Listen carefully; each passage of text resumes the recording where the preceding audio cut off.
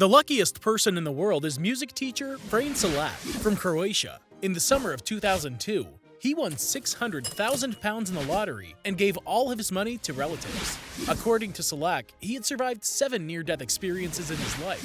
In 1962, the train he was traveling on derailed and fell into an icy river. 17 passengers died in the frigid waters, but he survived. In 1963, while flying on an airplane, the cabin door opened and 19 people fell out, including Frane. He landed on a haystack and escaped the incident unharmed. However, there are no witnesses to the Croatian teacher's story, and most likely he made it up. But it's well known that in 1966, a bus he was traveling on fell into a river, killing 4 people. Salak swam to the shore and escaped with minor injuries and shock. In 1970, he managed to escape from a car that had caught fire. In 1973, all of his hair was burned off due to a faulty fuel pump. In 1995, he was hit by a bus in Zagreb, but Frane only sustained minor injuries. In 1996, his car got into an accident and was left hanging on the edge of a cliff. Salak managed to jump out of the car just a few seconds later before it fell down a 90-meter deep chasm. You could make a movie about this man's extraordinary luck. Only one other life and death hero has entered the world of cinema history. It was this role that gave Leonardo DiCaprio his long-awaited Oscar. In 2015, the movie The Revenant was released around the world. The budget for the film was $135 million, and the box office returns were over $500 million. None of this would have been possible were it not for the story of Hugh Glass. In this episode of Simple Infographics, we'll tell you about the actual events that inspired the film. A hunter who survived a brutal fight with a grizzly bear, who managed to get out of the snowy forest inhabited by hostile Native American tribes and ferocious animals. He traveled more than 300 kilometers, or 200 miles, to the nearest settlement without food, warm clothes, or weapons. But unlike Frane Salak, it wasn't so much about luck as it was about fortitude, and about courage worthy of the silver screen. The events took place in the early 19th century. Back then, people didn't know about oil, and therefore, the furs of wild animals were a very valuable resource. From the beginning of American history, white Americans would either produce fur themselves or buy them from native tribes. Then, they shipped them to Europe. The young country's entire economy was based on furs. Thousands of brave men went into the woods to hunt, a dangerous mission, but not all of them came back alive. These rugged and wilderness-savvy pioneers made maps of the wilderness where they hunted. Many of them would later be hired as guides for various expeditions. Hugh Glass was one of these guides. He became a true American legend. Hugh was born in Philadelphia in 1783. His father was a successful stonemason and built many houses. He had earned enough money and wanted to give his children a good education. His father urged him to pursue a career as a lawyer. But our hero wasn't all that eager to serve Lady Justice. He was drawn to adventure, unknown countries, and far-off seas. Hugh's father tried to get him interested in cartography or geography, as they were at least related to Hugh's interests, and could provide him with a good income. But Hugh didn't want to pursue either. Then, Hugh's father succumbed to his son's persistence, and sent him to the head of the Rawsthorne & Sons Trading Company. At age 16, Hugh Glass became a cabin boy, and was promoted to captain of a ship within 10 years. During the War of 1812, our hero smuggled rum and sugar from Cuba, due to the British blockade of ports. Then, he received news that his father had died. This spurred him to start a life of adventure. Glass set sail for home as an ordinary passenger, but was soon captured by pirates. Thanks to Hugh's seafaring experience, he managed to stay alive. He became a prisoner of the pirate Jean Lafitte, who ruled the pirate nation of Campeche on the island of Galveston. For several years, Glass sailed along with the pirates, sometimes as a prisoner, sometimes as a member of the crew. In November of 1820, the American Navy arrived in Campeche with an ultimatum: sail away, or we'll bomb everything here. Glass managed to escape and continued on his way home, but was soon arrested on suspicion of piracy. Our hero was lucky. There was insufficient evidence that he was guilty, so he was released. Now, he just had to make it through the hostile Native American tribal lands. He planned to travel at night, and then sleep in ravines during the day. One night, a dozen Pawnee horsemen captured him. They were eager to sacrifice Hugh, but for some reason decided not to, and they accepted him into their tribe. In 1822, Glass arrived in St. Louis on a diplomatic mission of the Pawnee tribe. He decided to stay there to take advantage of being back in civilization. He eventually volunteered to join the expedition of General Ashley, the owner of a fur company. He went with Andrew Henry and 100 other hunters to the upper reaches of the Missouri River for fur hunting. Henry was a successful fur trapper and trader. He knew how to establish diplomatic relations with Native Americans. But not all of the tribes were interested in dialogue. In 1823, Arikara warriors killed 15 people almost instantly and injured Hugh Glass's leg. The Native Americans lost only 5 people. Almost 2 months later, under the control of Colonel Leavenworth, a group of over 250 men burned an Arikara village to the ground, causing the tribe to flee.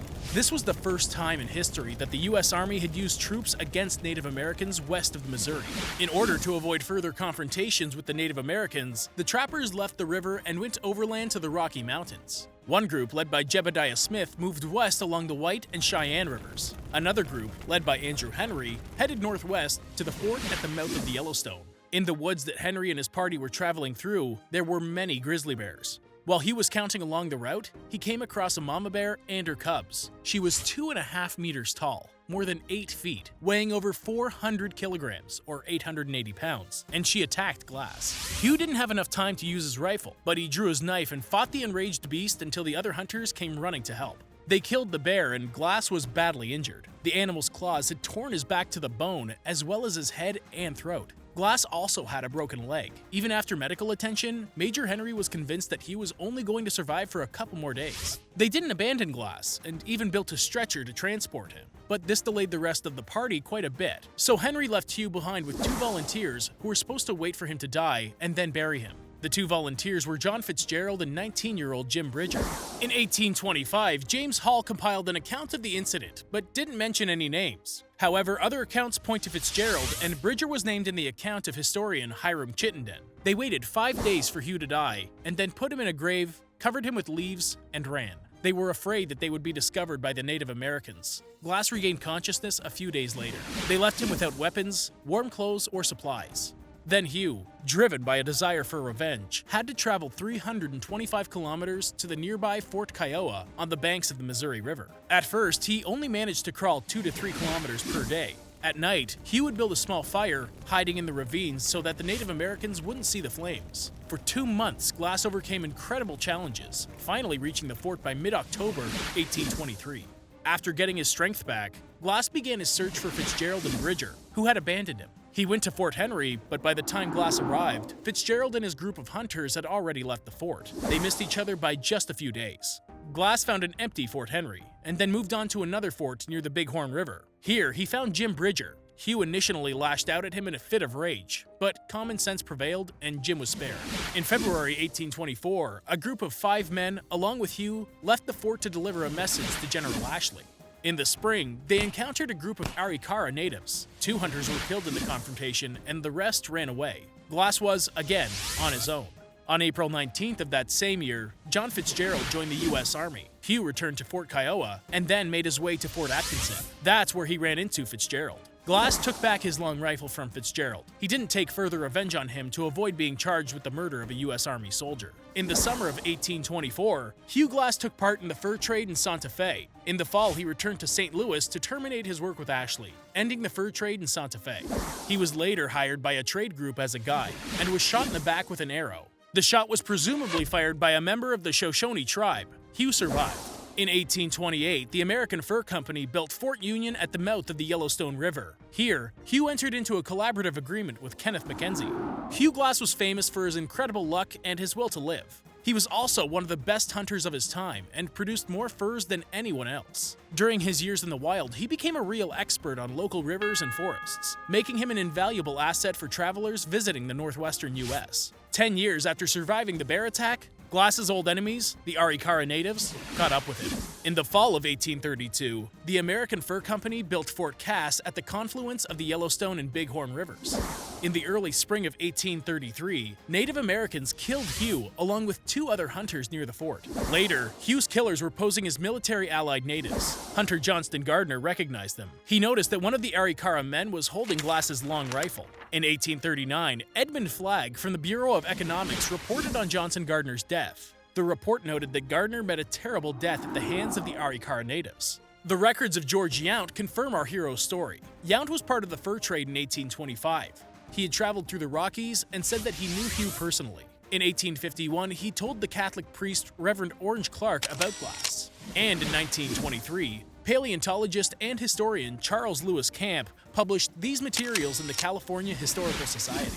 Glass's biography inspired several works. In 1915, Native American researcher John Neihardt wrote a documentary poem titled The Song of Hugh Glass. In 1994, the adventure novel Wilderness was written by Roger Zelazny and Gerald Hausman.